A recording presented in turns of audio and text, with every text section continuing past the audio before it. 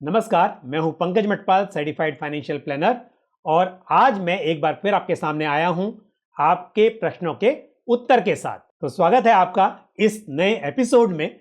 और मैं पहला सवाल ले रहा हूं धीरज जोशी का। धीरज ने सवाल पूछा है कि उनके कार्ड पर कुछ फ्रॉड हो गया है, उनके कार्ड से पैसे निकाल लिए गए हैं, लेकिन उनका कहना यह भी है कि उन्होंने ओटीपी शेयर किया है। धीरज जी, जब आप ओटीपी शेयर करते हैं तो इसका मतलब आप ट्रांजैक्शन को ऑथेंटिकेट करते हैं, यानी कि आपने परमिशन दे दी है उस ट्रांजैक्शन को कंप्लीट करने की। तो जैसा कि आप जानना चाहते हैं कि इसमें बैंक आपकी किस तरह से मदद कर सकता है, तो मैं आपको बताना चाहूंगा कि इसमें क्योंकि बैंक की कोई गलती नहीं है, यदि आपने अपनी आइडेंटिटी रिवील की है, यानी कि अपना लॉगिन आईडी, पासवर्ड, या फिर आपने ट्रांजैक्शन को ऑथेंटिकेट किया है ओटीपी शेयर करके, तो ऐसे में बैंक इसकी कोई जिम्मेदारी नहीं लेगा। लेकिन हां, यदि आपको ऐसा लगता है या सही में ऐसा है कि किसी ने आपको फंसाया है और आपको कुछ गलत जानकारी देकर या किसी तरह से आपसे ओटीपी हासिल कर लिया है, तो ऐसे में आपको पुलिस में कंप्लेन करनी चाहिए। पुलिस इस पर कार्रवाई करेगी। अगर वो जालसाज पकड़े जाते हैं तो ऐसे में कुछ चांसेस हैं कि शायद आपके पैसों की रिकवरी हो सके। लेकिन ध्यान रहे, मैं सभी व्यूअर्स को कहना चाहूंगा कि कभी भी आप अपनी आईडी जो है वो कभी शेयर ना करें, उसे रिवील ना करें। जो भी क्रेडेंशियल्स हैं इंटरनेट बैंकिंग के, वो आप शेयर ना करें। क्रेडिट कार्ड का सीवीवी नंबर जो होता है उसे कभी भी शेयर ना करें और अपना पासवर्ड स्ट्रांग रखें और समय समय पर इसे बदलते भी रहें। कई बार ऐसी शिकायतें भी आती हैं कि जब नेट बैंकिंग का यूज किया तो वहां पर फ्रॉड हुआ, या फिर ऐसा कहा जाता है कि गलत वेबसाइट पर लॉगिन कर दिया। तो ध्यान रहे, हमेशा आप पहले वेरीफाई कर लें कि ये कंपनी की या बैंक की ओरिजिनल वेबसाइट है या नहीं है, क्योंकि कई बार ऐसा भी होता है कि ये फ्रॉडस्टर्स जो होते हैं, जालसाज जो होते हैं, ये नकली वेबसाइट क्रिएट कर लेते हैं जो कि काफी हद तक देखने में ओरिजिनल साइट जैसी लगती है, यानी कि लिंक बनाकर ये भेजते हैं और ऐसा लगता है कि ये जेन्युइन साइट है। तो आप हमेशा ध्यान दें कि जो ऑथेंटिक वेबसाइट है वहीं पर ट्रांजैक्शन करें, अदरवाइज आपको फंसाया जा सकता है। तो आगे बढ़ते हैं और लेते हैं अगला सवाल। अगला सवाल है रवि कोल्टे जी का। रवि ने सवाल पूछा है कि उन्होंने प्रॉपर्टी का इंश्योरेंस लिया था और 50,000 का लमसम प्रीमियम भरा था, और अब वो क्योंकि अपना लोन कहीं और ट्रांसफर करना चाहते हैं, किसी और बैंक के पास ट्रांसफर कर रहे हैं, तो ऐसे में क्या करें? वो अपनी जो पॉलिसी है उसको क्लोज कर दें या फिर उन्हें इसमें क्या करना चाहिए? तो मेरी सलाह यह है रवि जी आपको कि यदि आपने पॉलिसी ली हुई है और जिसका 50,000 का प्रीमियम भरा है, अब ये मुझे नहीं पता कि उसका सम एश्योर्ड कितना है, तो यदि ये वन टाइम प्रीमियम वाली पॉलिसी है तो इसका जो कवर होगा, जो लाइफ कवर इस पॉलिसी में होगा, वो जितने का आपने ओरिजिनल लोन लिया था उसके बराबर होगा। तो अब क्योंकि आप बैलेंस ट्रांसफर कर रहे हैं, ऐसे में मेरी सलाह यह होगी कि आप पॉलिसी को बंद मत कीजिए। पहली बात तो मैं ये एज्यूम करके चल रहा हूं कि ये लाइफ इंश्योरेंस पॉलिसी है। कई बार जब आप लोन लेते हैं तो बैंक आपकी प्रॉपर्टी का भी इंश्योरेंस करता है। तो यदि प्रॉपर्टी का इंश्योरेंस कर रहा है तो भी आप उसे कंटिन्यू कर सकते हैं इस पॉलिसी को, और यदि ये लाइफ इंश्योरेंस पॉलिसी है तब भी आपको इसे कंटिन्यू करना चाहिए, आपको पॉलिसी को सरेंडर नहीं करना चाहिए।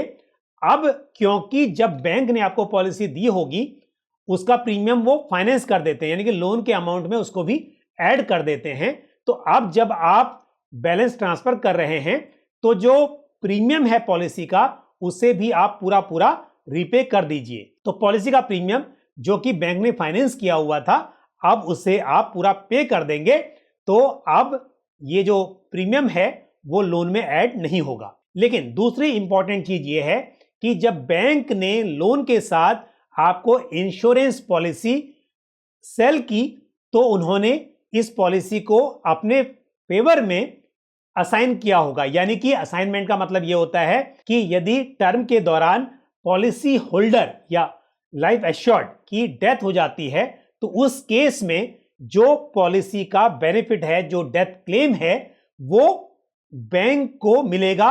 यहां पर कोई नॉमिनी नहीं होगा, बल्कि बैंक उस पर क्लेम कर लेगा, क्योंकि बैंक ने लोन लिया हुआ है, तो लोन को रिकवर करने के लिए ही वो पॉलिसी सजेस्ट करते हैं।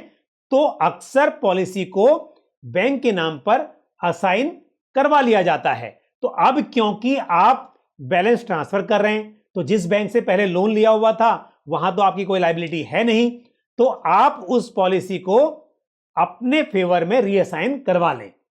और जब आप रीअसाइन करवा लेंगे तो उस पॉलिसी पर आपका पूरा पूरा अधिकार हो जाएगा, और फिर आप उस पॉलिसी में एक नॉमिनी भी अपॉइंट कर दें। और यदि आपका नया लेंडर, यानी कि नया बैंक जहां से अब आप लोन ले रहे हैं, जहां पर आप बैलेंस ट्रांसफर कर रहे हैं, यदि वो बैंक भी आपको इंश्योरेंस पॉलिसी लेने की सलाह देता है, तो आप उनको बता सकते हैं कि आपके पास पहले से इंश्योरेंस पॉलिसी है, और यदि वो चाहें कि अब इस पॉलिसी को उनके फेवर में असाइन किया जाए, तो आप एग्जिस्टिंग पॉलिसी को उनके फेवर में असाइन करा लें, नई पॉलिसी लेने की बजाय। तो सवाल जवाब के सिलसिले को आगे बढ़ाते हैं, और अगला सवाल ये मुझसे पूछा है, जिनका यहां पर यूट्यूब पर नाम है उड़ीसा ट्यूब।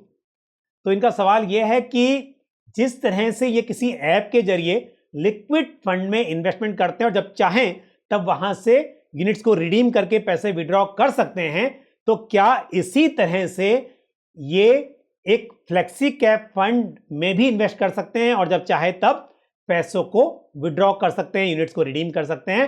तो बिल्कुल ऐसा किया तो जा सकता है, लेकिन मैं ऐसा करने की आपको सलाह नहीं दूंगा, क्योंकि लिक्विड फंड में आप पैसे पार्क करते हैं इमरजेंसी के लिए या बहुत शॉर्ट टर्म के लिए, लेकिन इक्विटी फंड्स में, चाहे वो फ्लेक्सी कैप फंड हो या कोई दूसरा डाइवर्सिफाइड इक्विटी फंड हो, जब आप ऐसे फंड्स में इन्वेस्ट करते हैं तो यहां पर ऑब्जेक्टिव होता है वेल्थ क्रिएट करना, जो कि लंबी अवधि में संभव हो सकता है। तो ऐसे में यदि आप किसी इक्विटी फंड में निवेश कर रहे हैं तो वहां पर लॉन्ग टर्म के लिए इन्वेस्टमेंट कीजिए, इस तरह से कि जब चाहे इन्वेस्ट कीजिए, जब चाहे निकाल लीजिए, वैसा मत कीजिए। दूसरी बात यह भी जानना बहुत इंपॉर्टेंट है कि लिक्विड फंड में जो ट्रांजैक्शन होता है वो T+1 के बेसिस पे होता है, यानी कि जब आप रिक्वेस्ट सबमिट करेंगे अगले दिन आपके अकाउंट में पैसा आ जाएगा। लेकिन इक्विटी फंड में ये T+3 बेसिस पे काम करता है, यानी कि यदि आप कट ऑफ टाइम से पहले अपना ट्रांजैक्शन सबमिट करते हैं,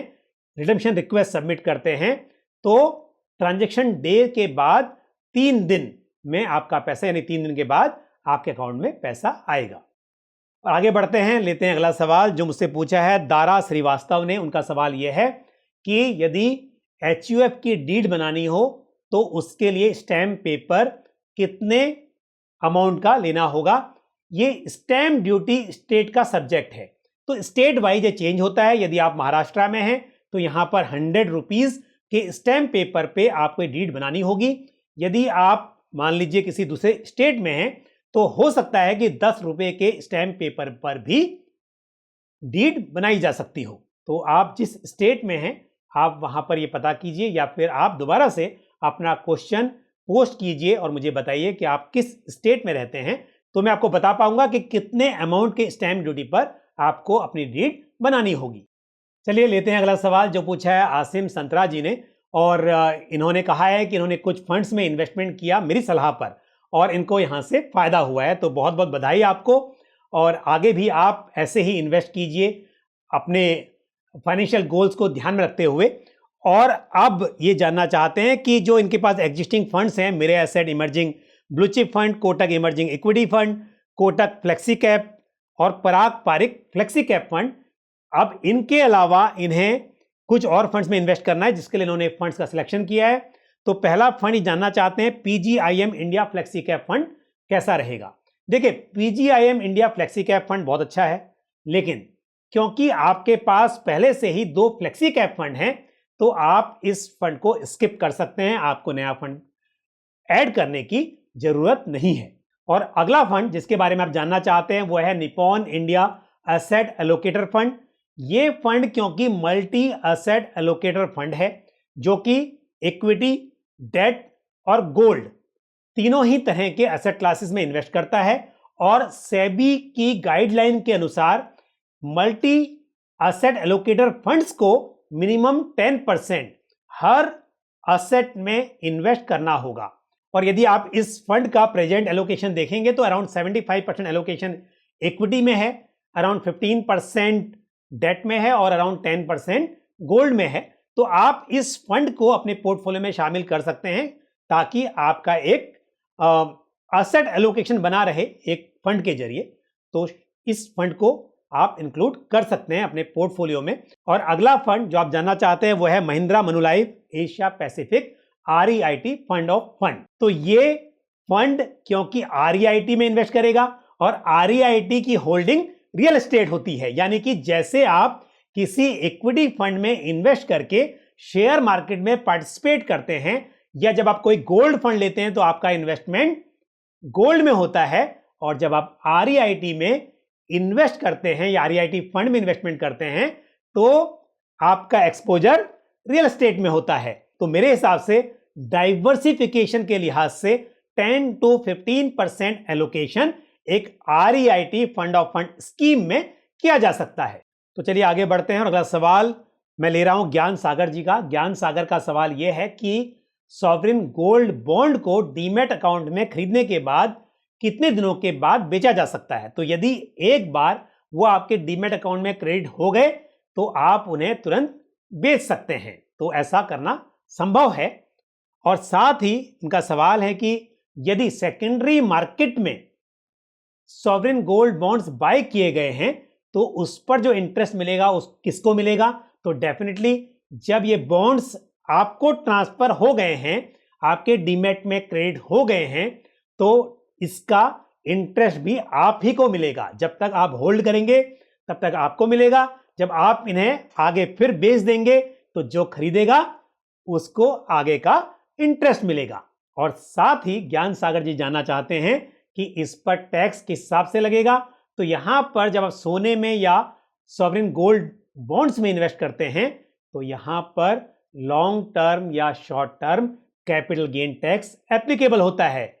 यदि आप इन बॉन्ड्स को 3 साल या उससे कम की अवधि में बेच देते हैं, यानी कि जब बाय करते हैं उसके बाद आप इन्हें 3 साल से अधिक समय तक होल्ड नहीं करते, उससे पहले ही बेच देते हैं, तो यहां पर आपको short term capital gain tax चुकाना होगा। जो भी कैपिटल गेन होगा वो आपकी इनकम में जुड़ जाएगा और जिस स्लैब रेट के हिसाब से आपकी टैक्स रेस्पॉन्सिबिलिटी बनती है उस हिसाब से आप उस पर टैक्स पे करेंगे। और यदि आप 3 साल होल्ड करने के बाद इन बॉन्ड्स को बेचते हैं तब आपको long term capital gain tax चुकाना होगा जो कि 20% के हिसाब से एप्लीकेबल होगा। लेकिन यहां पर ध्यान रहे आपको इंडेक्सेशन का बेनिफिट मिलता है।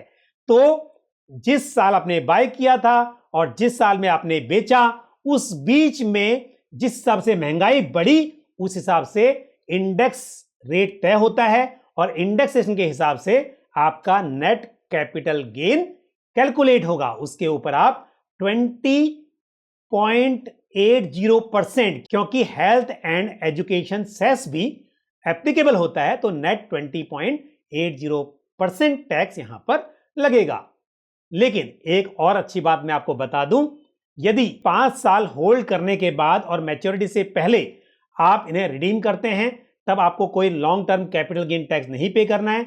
लेकिन यदि आप ट्रांजैक्शन करते हैं मार्केट में, सेकेंडरी मार्केट में, तो उस केस में आपको long term capital gain tax चुकाना होगा। और 3 साल से 5 साल के बीच में आप यदि इन्हें बेचते हैं तो उस पर भी आपको long term capital gain tax चुकाना होगा। और अब मैं लूंगा इस एपिसोड का आखिरी सवाल जो पूछा है पल्लवी सेरेने ने। पल्लवी का सवाल यह है कि वो अपनी मदर को रेंट पे करती हैं और घर उनके फादर के नाम से है, तो क्या वो इस तरह से HRA एग्जम्पशन का लाभ ले सकती हैं?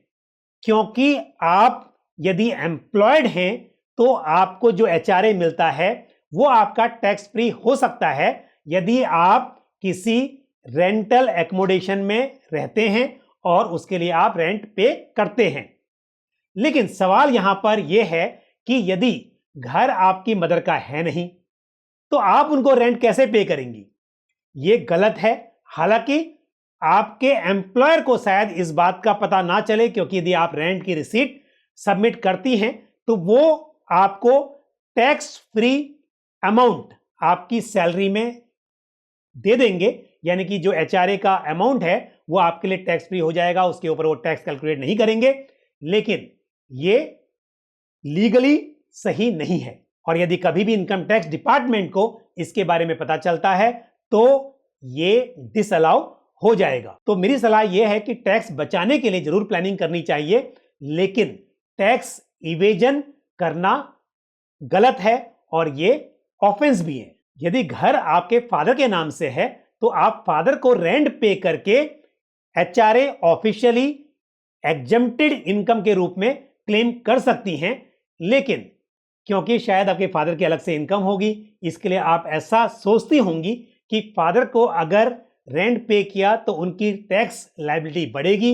इसके लिए यदि मदर को रेंट पे करते हैं तो उनकी इनकम टैक्स फ्री हो जाएगी और आपको भी एग्जम्प्ट इनकम के रूप में एचआरए मिल जाएगा, लेकिन ये सरासर गलत है। तो मुझे उम्मीद है कि मैंने जो सवालों के आपको जवाब दिए और जानकारी शेयर की आप लोगों के साथ, ये आपके काम आएगी। और यदि वीडियो आपको पसंद आए तो वीडियो को लाइक जरूर करें और साथ ही अधिक से अधिक शेयर भी करें, और इसी तरह से कमेंट बॉक्स में अपने सवाल सुझाव पोस्ट करते रहें। और यदि आपने हमारा YouTube चैनल अभी तक सब्सक्राइब नहीं किया है तो चैनल को सब्सक्राइब करें और साथ ही बेल आइकन को भी प्रेस करें। इसी तरह की महत्वपूर्ण जानकारी के साथ अगले वीडियो में आपसे फिर मुलाकात होगी। अपना ख्याल रखिए। Thank you. जय Hind. Mutual fund investments are subject to market risks. Read all scheme related documents carefully.